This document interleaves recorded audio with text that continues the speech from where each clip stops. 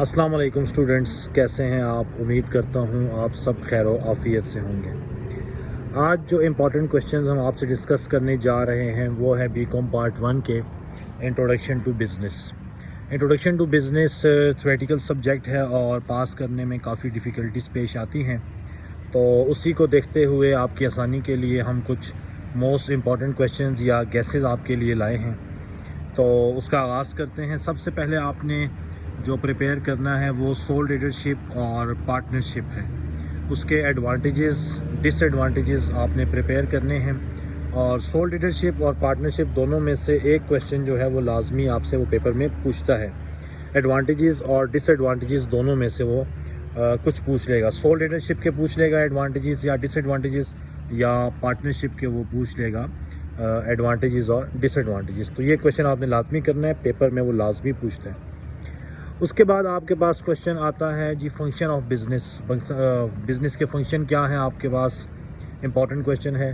Partnership deed कैसा आपके पास document है, उसमें क्या क्या उसके एलिमेंट्स हैं, और तमाम आपने उसको एक्सप्लेन करना होगा। 20 से 25 पॉइंट्स हैं, तो पार्टनरशिप डीड भी एक काफ़ी इंपॉर्टेंट क्वेश्चन है, यह आपने प्रिपेयर करना है।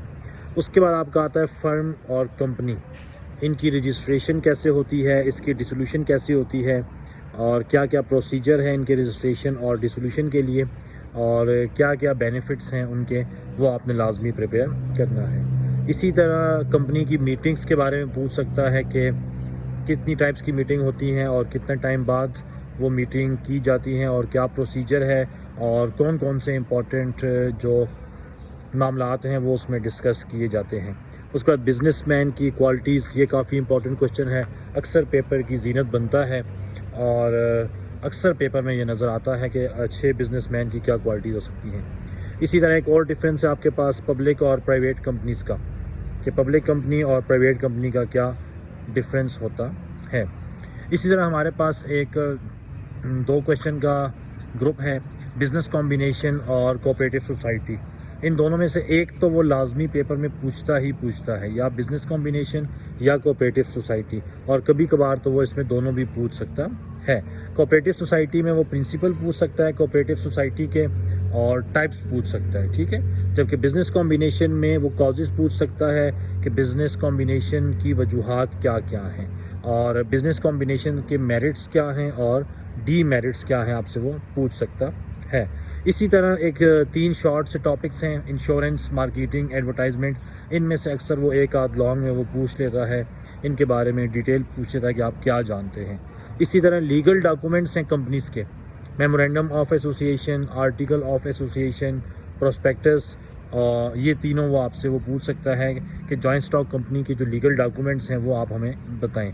ई कॉमर्स हो गया या स्टॉक एक्सचेंज हो गया, ये भी एक शॉर्ट टॉपिक्स हैं, डेफिनेशन में भी पूछ सकता है, और इसके बारे में वो आपसे लॉन्ग क्वेश्चन भी पूछ सकता है।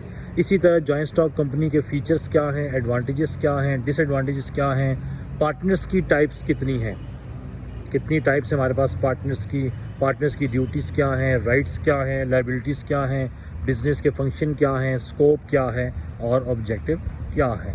तो ये तकरीबन 12 से 15 सवाल हैं।